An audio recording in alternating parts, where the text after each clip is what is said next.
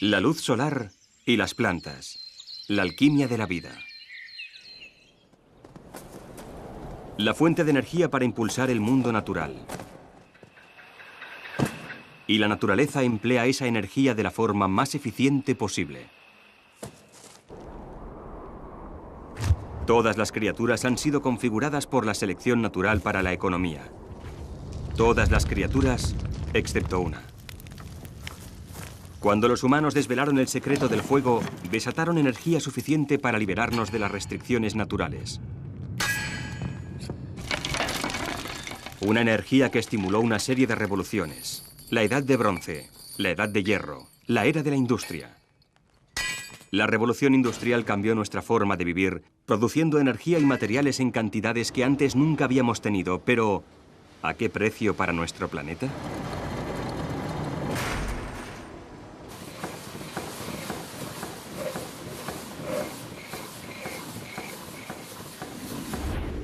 En años recientes, nuestras vidas se han visto transformadas por otra revolución. Una revolución de la información, construida sobre las espaldas de los que nos han precedido. El hombre industrial y digital se ha alejado de la naturaleza, pero ahora la nueva ciencia de la biomimética nos está llevando en una dirección distinta. Al entender los principios básicos que sustentan la energía de la naturaleza y la revolución de la información, nos ofrece formas radicalmente nuevas de vivir nuestras vidas sobre el planeta Tierra.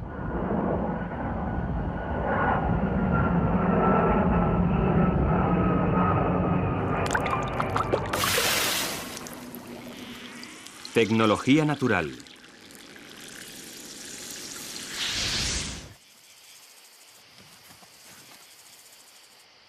Toda criatura viva necesita energía.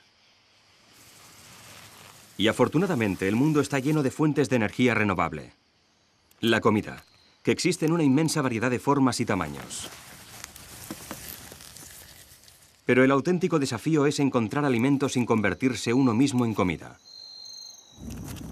Esta antigua batalla ha dado origen a la evolución de muchas maneras distintas de reaprovisionarse, algunas realmente espectaculares.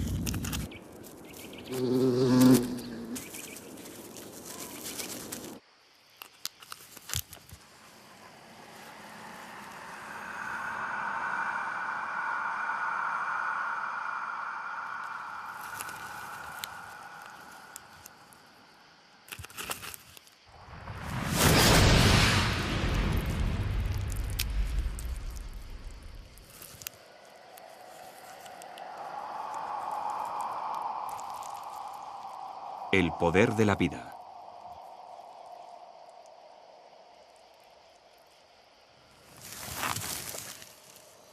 Este modo de hallar energía ha atraído la atención de los ingenieros.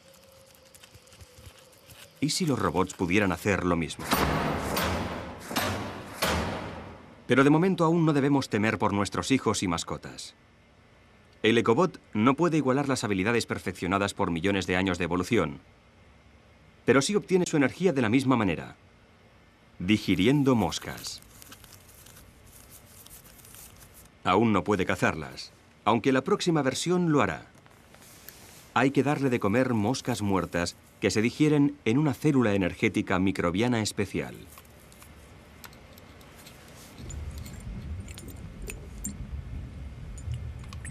Esta usa energía química impulsada por las bacterias de la descomposición de la mosca para producir una pequeña cantidad de electricidad.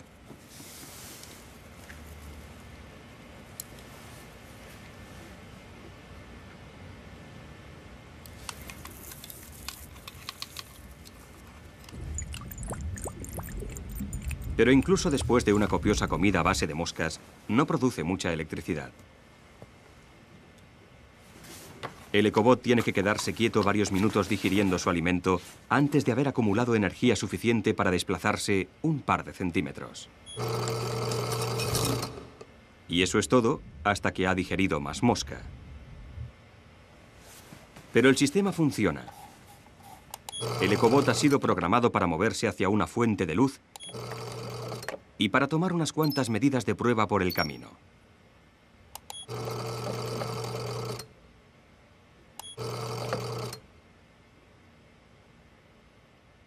A lo largo de 20 minutos aproximadamente cubre un par de metros.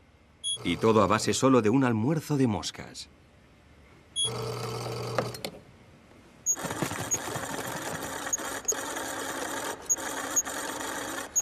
En términos ecológicos, el ecobot es un depredador. Pero la cadena alimentaria de la naturaleza empieza mucho más abajo. Y es aquí donde el pensamiento bioinspirado puede tener la clave no solo del autorrepostaje de los robots, sino de cómo fabricamos y consumimos la energía. Un futuro totalmente nuevo para la humanidad. En definitiva, el presupuesto de energía del mundo natural depende de las plantas o las bacterias. El combustible crudo es la luz solar, y cada hoja o brizna de hierba trabaja para convertirlo en azúcares altamente energéticos o carbohidratos que alimentan al resto del mundo.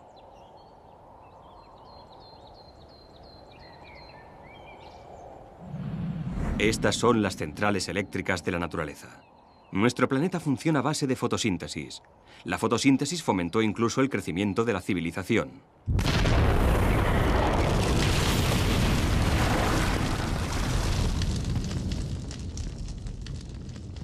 La revolución industrial se forjó a partir de los restos de plantas muertas, enterradas y transformadas en carbón.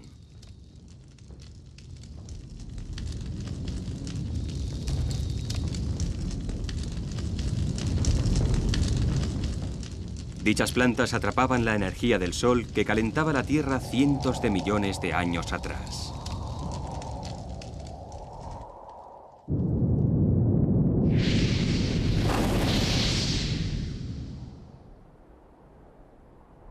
Cuando los humanos dominaron el fuego, pudieron desbloquear esa antigua energía quemándola. Pero el precio ha sido llenar gradualmente nuestra atmósfera de dióxido de carbono. Incluso hoy, gran parte de nuestra energía que mueve nuestro moderno y computarizado estilo de vida tiene su origen en el tosco proceso de quemar plantas prehistóricas. La naturaleza sugiere que existen otras vías.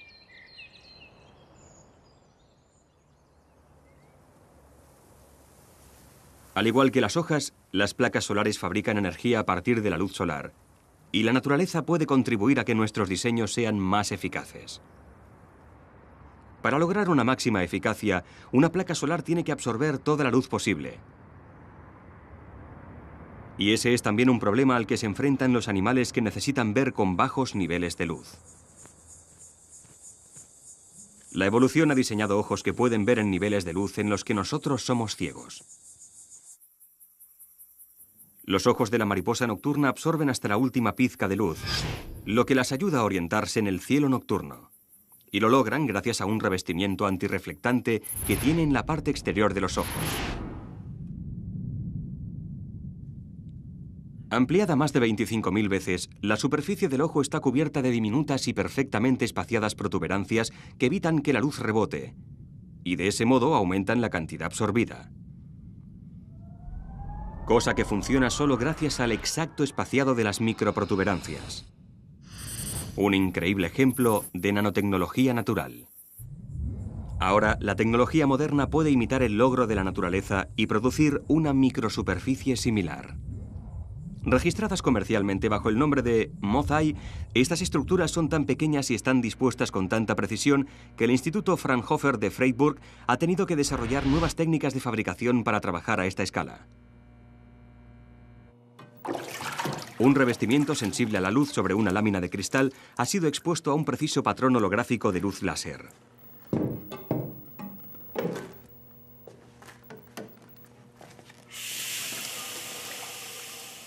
Cuando el agua se lleva el revestimiento, quedan las zonas fijadas por el patrón de luz, formando una superficie cubierta de microprotuberancias que funcionan exactamente como el ojo de una mariposa nocturna. Dado que absorben prácticamente toda la luz que les llega, queda muy poco que reflejar. La diferencia es extraordinaria. La mitad de este monitor está cubierta de una superficie convencional, la otra mitad con ojo de mariposa nocturna. Mirando de frente la superficie no hay una gran diferencia, pero desde un ángulo, la superficie de ojo de mariposa nocturna a la derecha elimina todo el brillo. La tecnología de ojo de mariposa nocturna también se aplicará a las placas solares, aumentando la cantidad de luz absorbida y haciéndolas más eficaces. Y esta tecnología verde puede resultar aún más eficiente imitando otra idea de la naturaleza. Las amapolas alpinas tienen que desarrollar sus semillas durante el breve verano ártico. Por eso sus flores siguen al sol como antenas de radar en miniatura, conservando al máximo el calor de sus semillas en desarrollo.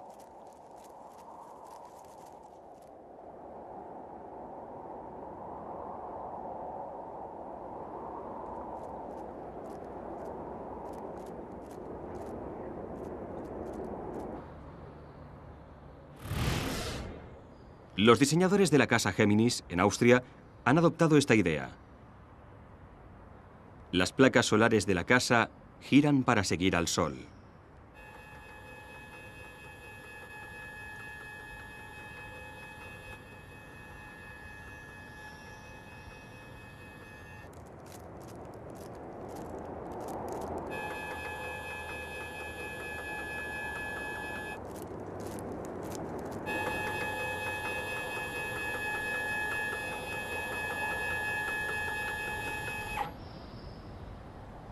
Podríamos llamar a esto tecnología verde, pero no funciona exactamente igual que en el caso de las hojas. Las placas solares son mucho más eficientes que las hojas, pero resulta muy costoso fabricarlas. La solución de la naturaleza es crear plantas de energía poco eficaces pero baratas y situarlas por todas partes. En consecuencia, ¿qué podrían aprender de ello las industrias energéticas del futuro? Las placas solares fabrican electricidad, mientras que las hojas fabrican sustancias químicas. Cómo lo hacen sigue siendo un misterio, pero la alquimia de la hoja poco a poco se va desvelando.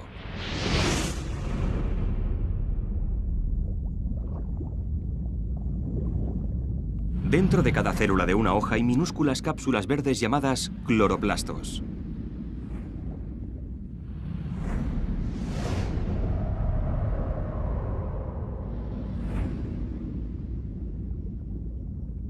Y dentro de cada una de ellas hay pilas de membranas.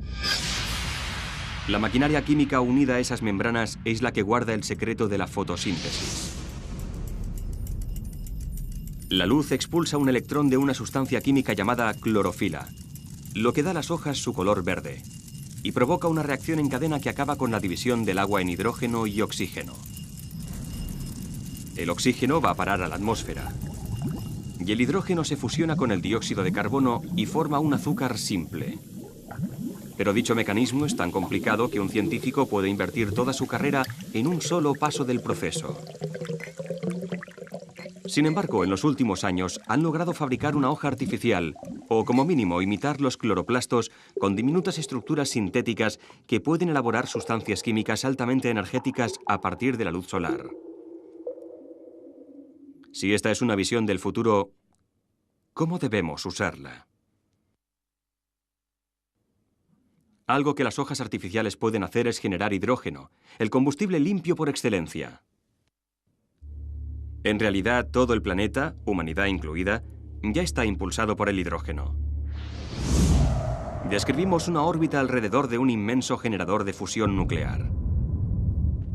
En lo más profundo del Sol, los átomos de hidrógeno se fusionan para formar helio, y en el proceso liberan tremendas cantidades de energía. La fuente definitiva de potencia para la vida sobre la Tierra.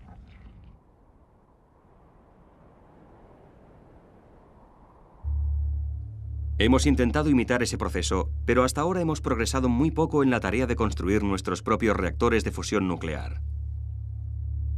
No obstante, una economía de hidrógeno aún podría depararnos un brillante futuro. Por ejemplo, con nuestros carburantes actuales a base de hidrocarburos ya quemamos hidrógeno. Es altamente inflamable.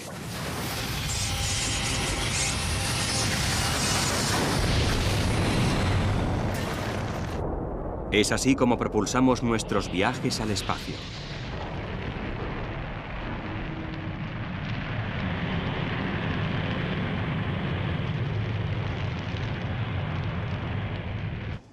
Los ingenieros han desarrollado ya motores de automóvil que también pueden quemar hidrógeno.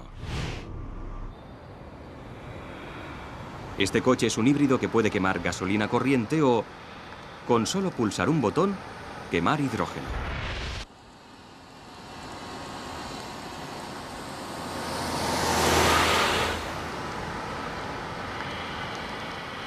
Las prestaciones de estos motores mejoran constantemente. Cosa que no sorprende tratándose de un coche que corre a base de combustible de cohetes.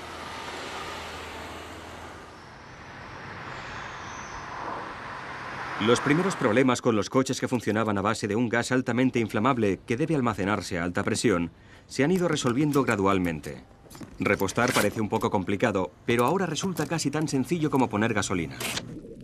Y la ventaja de los coches que queman hidrógeno es que lo único que sale por el tubo de escape es agua. Pero en esencia esto nos ha apartado mucho de la edad de piedra. Todavía se trata de prender fuego a algo. Donde el hidrógeno realmente triunfa es cuando se usa para impulsar una célula energética. En una célula energética, el hidrógeno se fusiona con el oxígeno de tal forma que produce una corriente eléctrica, y esa electricidad puede usarse después para hacer funcionar el motor avanzado de este coche. Igual que en el motor de combustión, la exhaustación sigue siendo agua. Pero mientras el motor de combustión tiene una eficacia aproximada de un 20%, la célula energética de hidrógeno funciona con una eficacia del 80%. Los científicos ya están desarrollando células energéticas de hidrógeno lo bastante pequeñas como para sustituir las baterías corrientes de un ordenador portátil. En teoría no hay motivos para que, en el futuro, no podamos tener centrales energéticas de hidrógeno para producir toda nuestra electricidad, generada, en última instancia, por el sol. El mayor problema que tiene el combustible de hidrógeno es que, por el momento, procede en su mayor parte de la descomposición de carburantes fósiles. Es la parte hidro de hidrocarburo. Para empezar, ello produce tanto gas nocivo de efecto invernadero como quemar el hidrocarburo. Pero existe una inmensa fuente de hidrógeno que el pensamiento bioinspirado, como las hojas artificiales, podría liberar sin ninguna contaminación. El agua.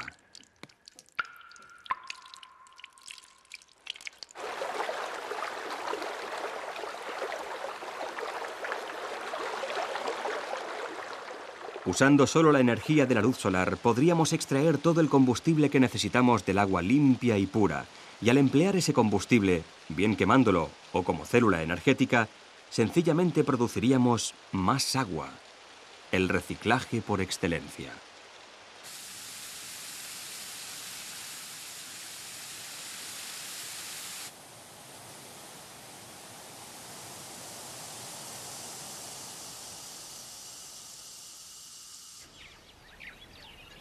Pero mientras esperamos un nuevo futuro de ilimitada energía limpia, hay otras lecciones que podemos aprender de la naturaleza. Cómo emplear la energía que ya tenemos de la forma más eficiente posible.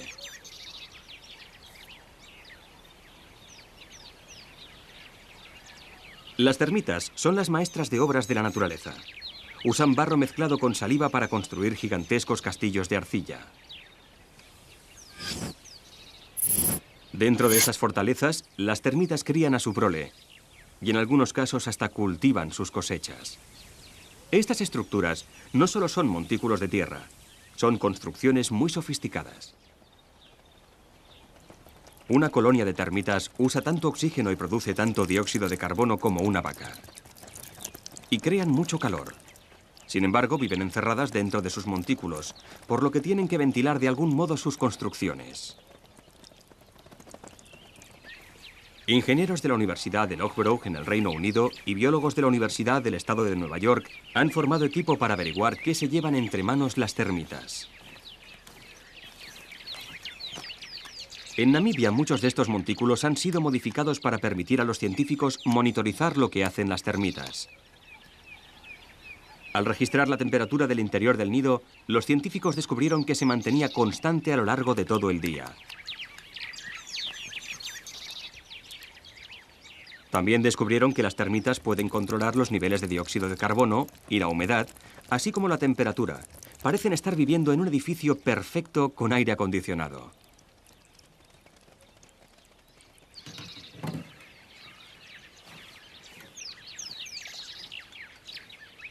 Para averiguar cómo lo consiguen, los científicos acoplaron ventanas de observación a los hormigueros, y así pudieron grabar en vídeo a las termitas durante largos periodos de tiempo.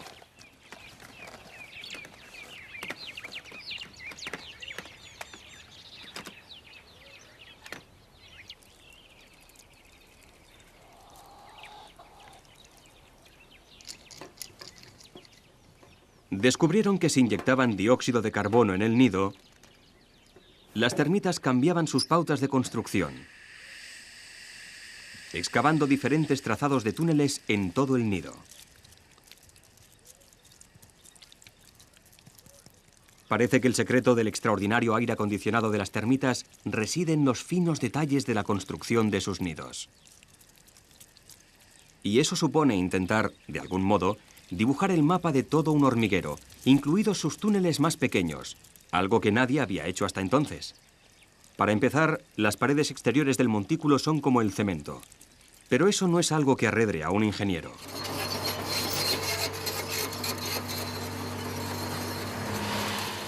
Idearon usar una excavadora como herramienta de precisión para cortar un nido por la mitad y observar así la estructura básica.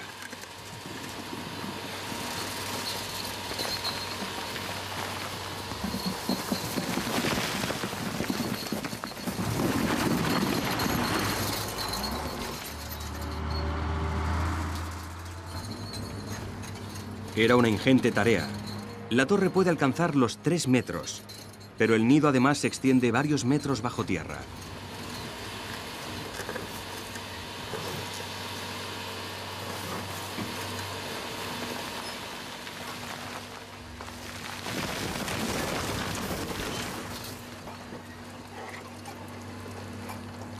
Aquí es donde viven la mayoría de las termitas y donde cultivan sus huertos de hongos blancos, lo único que comen.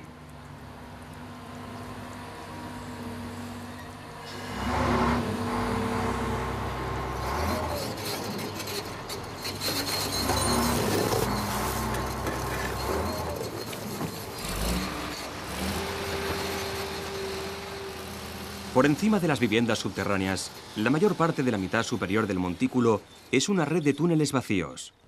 Hay una gran chimenea central que se eleva desde el centro de la torre. Y rodeándola hay una compleja red de túneles más pequeños que van a parar a esa chimenea. Pero esos túneles también se ramifican y entrelazan para acabar discurriendo justo por debajo de la superficie exterior del montículo. Pero esta forma de diseccionar el montículo fue demasiado tosca para apreciar los detalles más sutiles de las técnicas de construcción de las termitas. Por eso a los ingenieros se les ocurrió una nueva idea: inyectar en un nido una mezcla de yeso que llenara todos los túneles y se endureciera. Era un asunto complicado.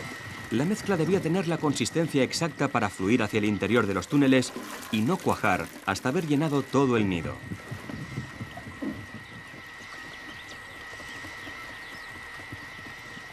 No era de extrañar que nadie lo hubiera intentado antes. El equipo excavó la base del nido. Después, recubrió todo el montículo con una capa protectora de yeso. Después, ya pudieron empezar a verter la mezcla.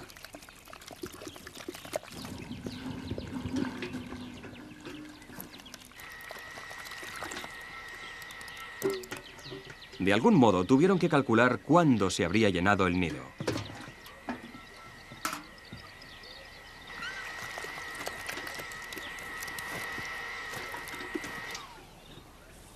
A continuación, tuvieron que esperar hasta estar seguros de que el yeso se había endurecido.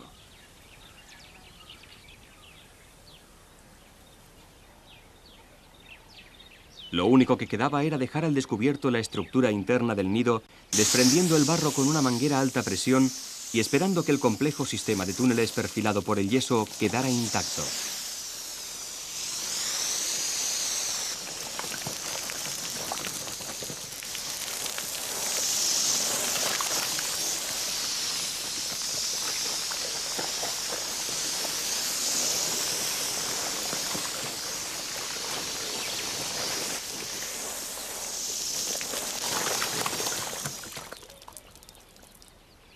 funcionó. A los científicos les quedó una hermosa e intrincada escultura realizada por las termitas que mostraba lo complejos que son en realidad estos montículos de barro.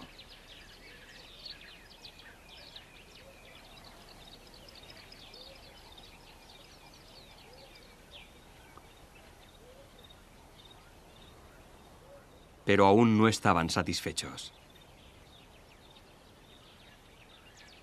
Esta técnica reveló cómo se unen todos los túneles grandes, pero destruyó una capa de túneles más estrechos que los científicos habían detectado en las excavaciones con la excavadora.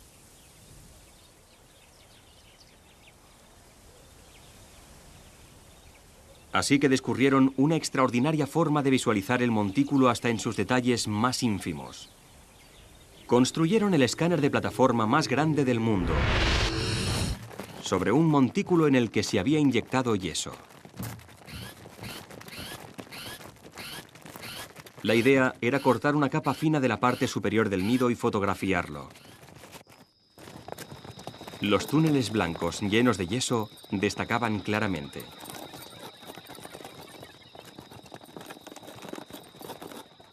Después, a lo largo de las 2 semanas siguientes, trabajando día y noche, el montículo se fue cortando milímetro a milímetro, tomando fotografías en todo el proceso.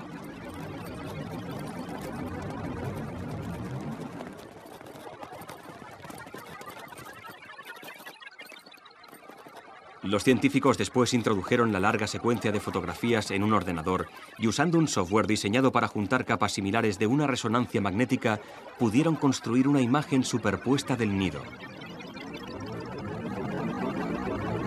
Por último, este modelo pudo cargarse en un ordenador de animación en 3D para reproducir algo que nadie había visto hasta el momento. Una réplica exacta de un montículo de termitas que podemos atravesar volando para ver cómo lo han construido exactamente las termitas. Basándose en ella, los científicos pudieron deducir que el sistema de aire acondicionado está accionado por el viento. La compleja red de túneles aísla de las variaciones en la velocidad y la fuerza del viento, produciendo una circulación constante de aire por la cámara del nido y los huertos que asciende por la chimenea central. Si la corriente de aire circulante no es lo bastante fuerte, las termitas levantan más el montículo y construyen más túneles para compensar. El análisis detallado de los modelos por ordenador sugiere nuevas formas de construir edificios de forma energéticamente eficaz que, como ocurre con los montículos de las termitas, puedan tener un aire acondicionado accionado por el viento. Pero solo podemos idear esos nuevos y complejos diseños gracias a que en las últimas décadas nuestra sociedad se ha visto transformada por el poder de los ordenadores. La revolución de la informática ha influido en nuestras vidas de innumerables maneras.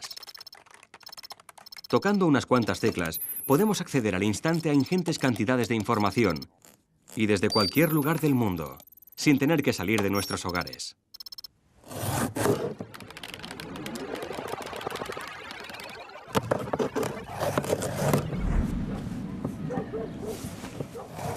La naturaleza también ha tenido su propia revolución de la información. La evolución de complejas formas de vida trajo la necesidad de formas más sofisticadas de percibir el entorno, de encontrar alimento, parejas o refugio, o de detectar el peligro. Una cucaracha está dotada de conjuntos de sensores de alta tecnología para el tacto, la vista, el olfato y el gusto, y puede detectar hasta el más ligero movimiento en el aire. Tienen 2 colas o apéndices cubiertos de pelos que responden a los más leves movimientos de aire. Muchos otros insectos tienen similares detectores de corrientes de aire, y se trata de un sistema tan sensible que científicos de la Universidad de Reading en el Reino Unido intentan desentrañar sus detalles registrando cómo responden los insectos al más leve soplo de aire. Estas ligerísimas corrientes de aire se producen de forma perfectamente controlada desde un altavoz que emite un sonido de muy baja frecuencia.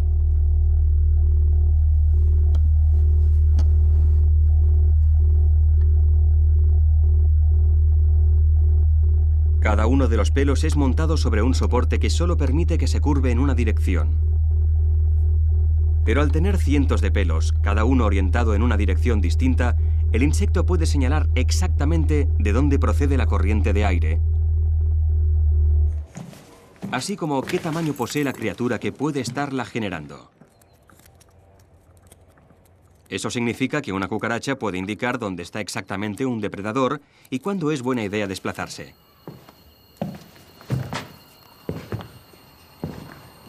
Las gigantescas fibras nerviosas de esos apéndices discurren directamente hasta los centros de control de las plantas, por lo que la cucaracha no tiene ni que pensar siquiera en escapar. Estas concepciones tan elegantes y económicas han atraído la atención de los ingenieros espaciales, que diseñan la próxima generación de exploradores planetarios a control remoto. O sea que tal vez las futuras misiones a Marte podrían ser llevadas a cabo por vehículos dotados de toda una serie de sensores inspirados en los insectos. Los científicos ya han hecho progreso a la hora de copiar esos detectores de corrientes de aire que podrían resultar útiles dispositivos para un vehículo que recorra Marte. Se han detectado torbellinos en la superficie de Marte lo bastante potentes como para destruir un vehículo.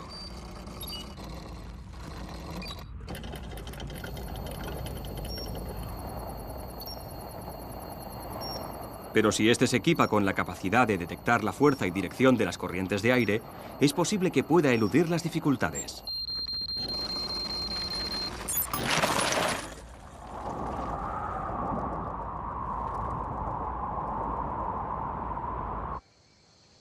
Hay insectos que también pueden detectar el sonido con la misma mortal precisión. Esta es una hembra de la mosca hormia y tiene que encontrar comida para su prole. Solo comen grillos topo. Y el problema de la hormia es encontrar uno.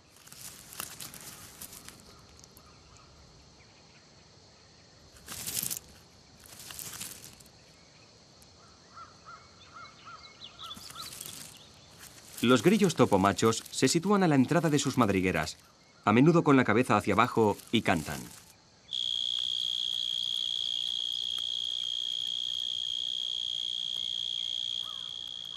Y la hormia sabe exactamente de dónde procede el ruido. Una vez ha encontrado un grillo topo, pone sus huevos sobre él. Y cuando las larvas salen, se abren camino hacia el interior del grillo topo y lentamente lo van devorando. Es una impresionante proeza, pero ¿qué precisión posee una hormia hembra?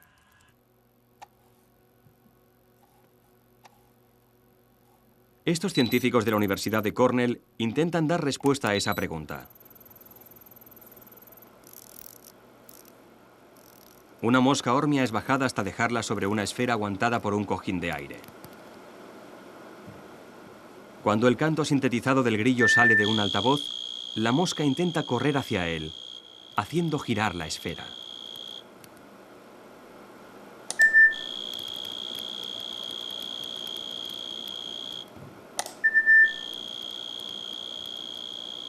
La esfera está conectada a un ordenador que calcula en qué dirección intenta correr la mosca y qué distancia recorre en respuesta al canto. Los experimentos muestran que las hormias pueden detectar el sonido con una infalible precisión.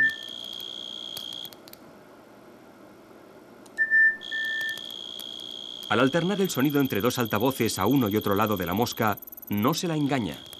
La hormia acierta cada vez.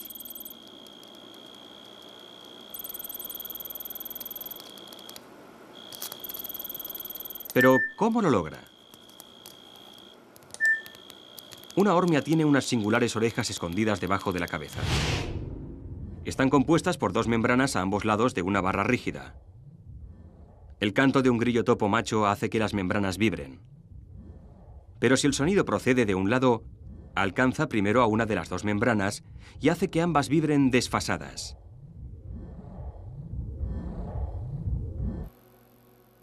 Las vibraciones a ambos lados son transmitidas a la barra central, y descodificando cómo se distorsionan, la mosca puede determinar de dónde exactamente procede el ruido.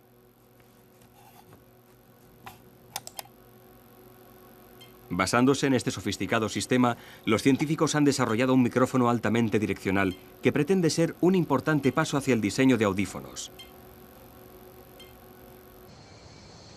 Y todo gracias a esta diminuta mosca y a su búsqueda de alimento para su descendencia.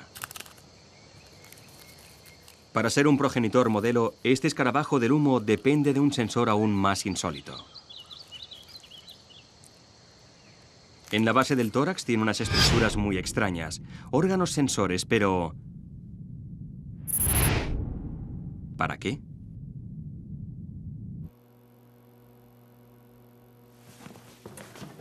En los laboratorios de la Universidad de Bonn, cuidadosos experimentos demostraron que esas estructuras responden a la radiación de infrarrojos, al calor.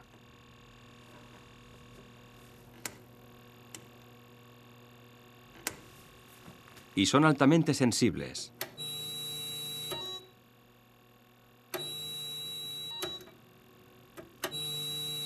Fuera del laboratorio se usan estos extraordinarios órganos para detectar incendios forestales.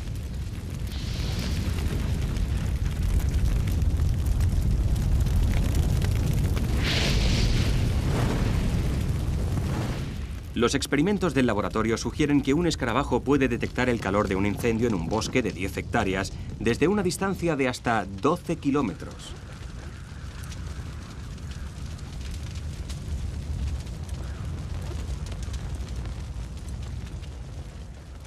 Y el escarabajo puede también señalar la dirección exacta de las llamas.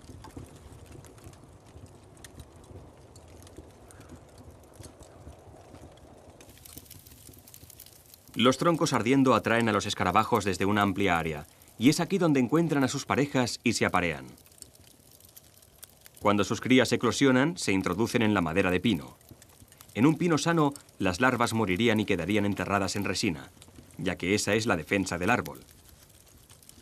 Pero al poner sus huevos en árboles muertos recientemente, esos escarabajos salvan a su descendencia de ese destino.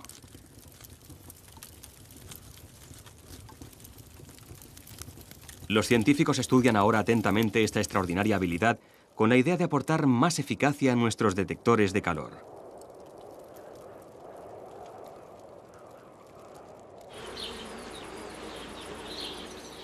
Cuando se trata de orientarse, nada supera a la abeja melífera.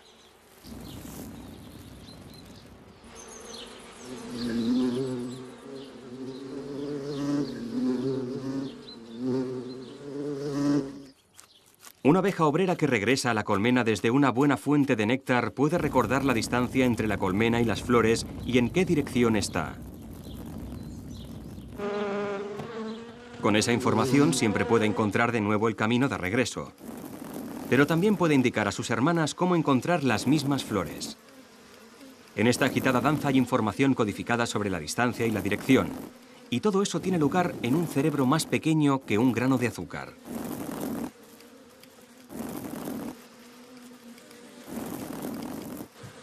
Esta capacidad de orientación sería tremendamente útil para los robots, especialmente los que exploran en solitario otros planetas. Pero, ¿cómo lo logra la abeja? Científicos de la Universidad Nacional Australiana de Canberra han ideado un ingenioso experimento para averiguarlo.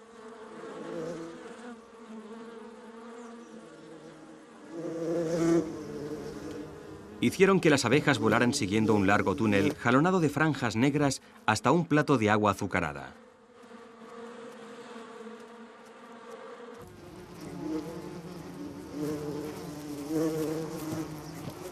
Las abejas después volvían a la colmena e informaban a sus compañeras obreras de ese nuevo buffet libre.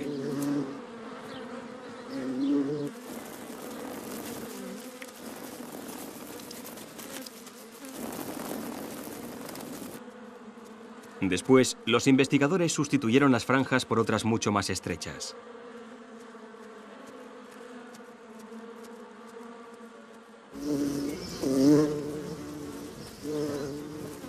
Esta vez, cuando las abejas volvieron volando a la colmena para reunir más obreras, las nuevas reclutas volaron en línea recta dejando atrás el túnel.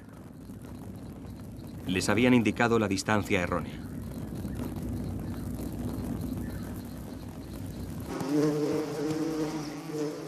Las abejas, al parecer, emplean un truco llamado flujo óptico para medir la distancia. Calculan la distancia según el flujo de información captada globalmente por los ojos. Cuando las abejas vuelan pasando frente a más franjas y más estrechas, Su sistema de flujo óptico se engaña creyendo que la distancia recorrida es superior a la real. Cuando no es trucado por los científicos, este sistema tiene todo tipo de aplicaciones. Al mantener las proporciones de flujo igual en los dos ojos, la abeja sabe que está volando por el centro del túnel. Y en su aproximación final a la colmena, la abeja usa el flujo óptico como una especie de piloto automático para reducir la velocidad y disponerse a aterrizar. La mayoría de los insectos voladores parecen utilizar un sistema similar, por lo que los científicos de Caltech, el Instituto de Tecnología de California, han ideado un sistema computerizado para observar con más detalle cómo se orientan los insectos. Para ello han contado con la ayuda del clásico insecto de laboratorio, la mosca de la fruta. En este experimento, las moscas de la fruta son liberadas en un túnel de viento.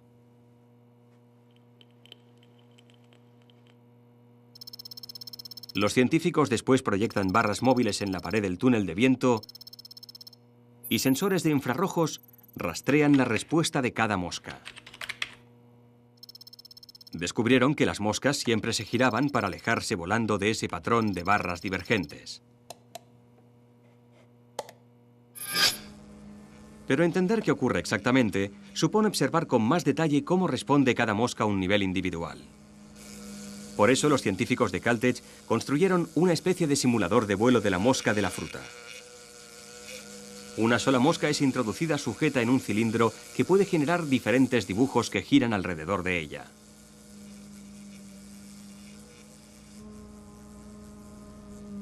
Al monitorizar el batir de sus alas, los científicos pueden determinar lo que intenta hacer la mosca al ver distintos dibujos. Si el dibujo es rotatorio, la mosca intenta tomar la dirección contraria. Esto compensaría automáticamente el ser empujada por una ráfaga de viento si la mosca volara libre. Si el dibujo se amplía hacia un lado, la mosca intenta apartarse de él. De nuevo, en vuelo libre, esto compensaría automáticamente un viento constante que empujara la mosca hacia un lado. En otras palabras, estos sencillos programas incorporados hacen las veces de piloto automático que mantiene a la mosca estable y siguiendo su trayectoria. Es un sistema tan efectivo y sofisticado que es posible que los futuros vehículos de exploración de Marte empleen los mismos trucos para medir la distancia que recorren y al mismo tiempo se orienten por el accidentado terreno de la superficie marciana.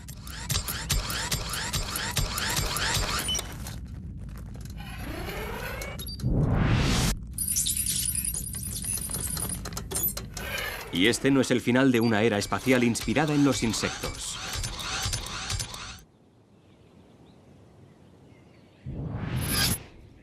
Otra cosa que los insectos hacen muy bien es trabajar en equipo.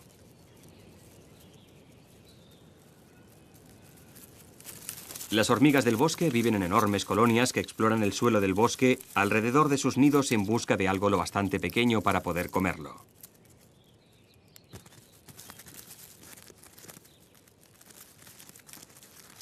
Si encuentran una fuente de alimento que valga la pena, pueden reclutar más obreras para ayudar, como hacen las abejas melíferas.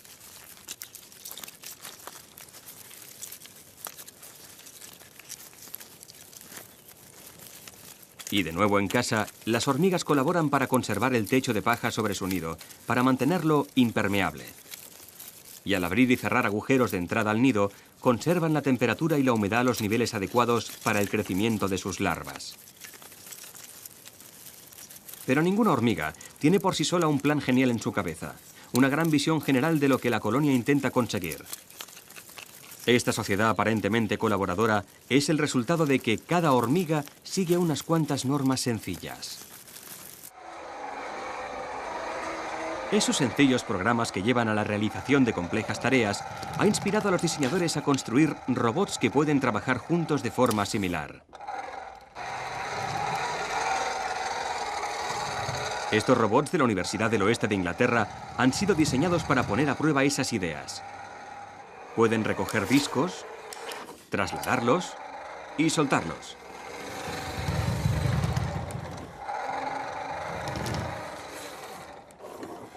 Pero también han sido programados siguiendo unas cuantas normas sencillas. Primero, si te tropiezas con un disco, recógelo. Segundo, si te tropiezas con una pared o con otro robot, date la vuelta. Tercero, si te tropiezas con un disco llevando ya otro, suelta el que llevas.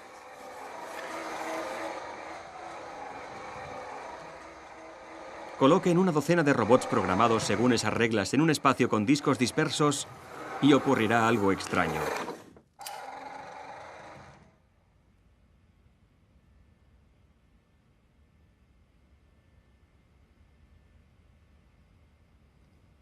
A lo largo de aproximadamente una hora, el pequeño enjambre de robots trabajará en equipo para reunir todos los discos esparcidos y dejarlos en grupos ordenados.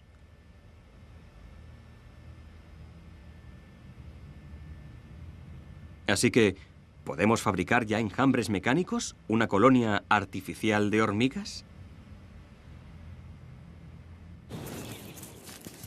Las hormigas, por lo que parece, no son tan simples como creíamos en un principio.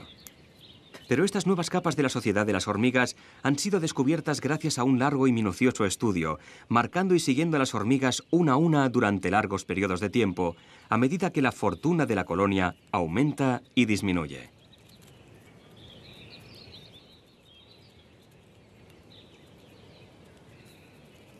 Las hormigas parecen tener una compleja red de comunicaciones y la forma de esa red cambia y se adapta según cambia el tamaño de la colonia.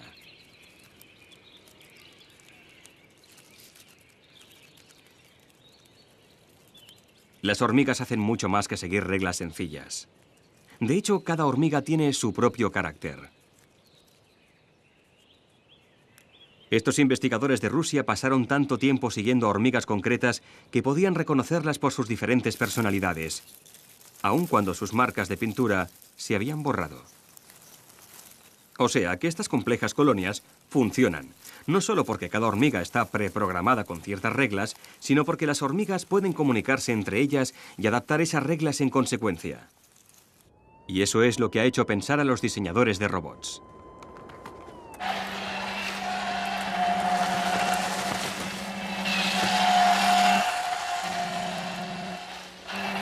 Estas máquinas de la Penn State University de Filadelfia tienen una capacidad de hormigas para comunicarse, tanto entre ellas como con un ordenador base.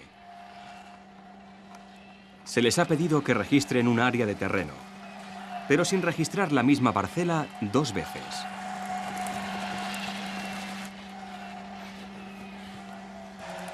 No funcionan a control remoto. Están siguiendo sus propios programas de búsqueda incorporados, pero modificando esos programas para tener en consideración lo que las otras máquinas han hecho. Es un paso más en la dirección de una colonia artificial de hormigas. Así que quizá nuestros futuros vehículos de exploración de Marte no trabajarán solos.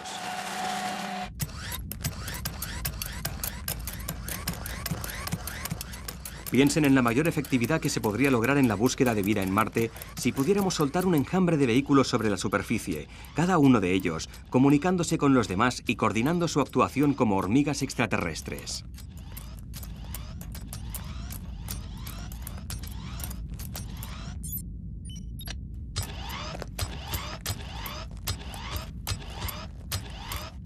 Parece extraordinario que humildes insectos puedan ayudar a la humanidad a explorar otros mundos.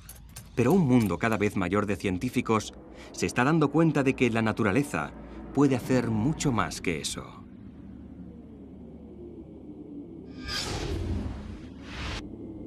Podría abrir un futuro de nuevos materiales fabricados de nuevas maneras.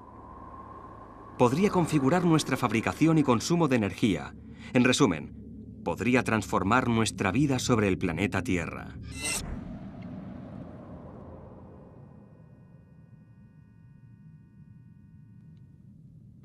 Y todo ese potencial ha surgido de estudiar unos pocos cientos de especies.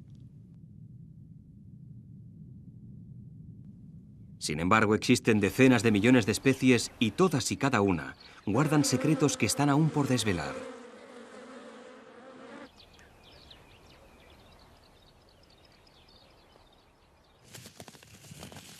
Cualquiera de esas especies podría albergar el potencial para crear un nuevo y sostenible futuro para la humanidad, de maneras que aún no podemos ni empezar a predecir.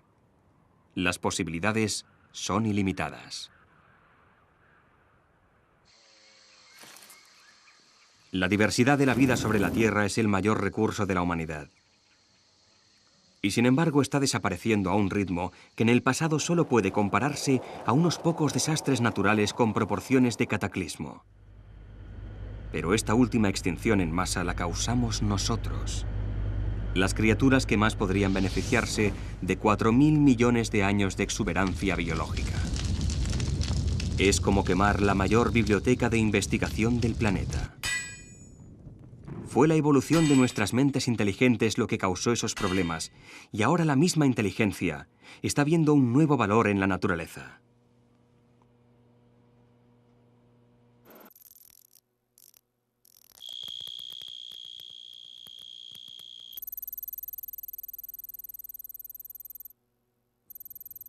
De modo que, a pesar de lo mucho que la humanidad puede beneficiarse de la biomimética, quizá el nacimiento de esta nueva ciencia nos proporcionará el mejor motivo hasta ahora para ser mejores administradores de esas vidas, que podrían mejorar tanto las nuestras.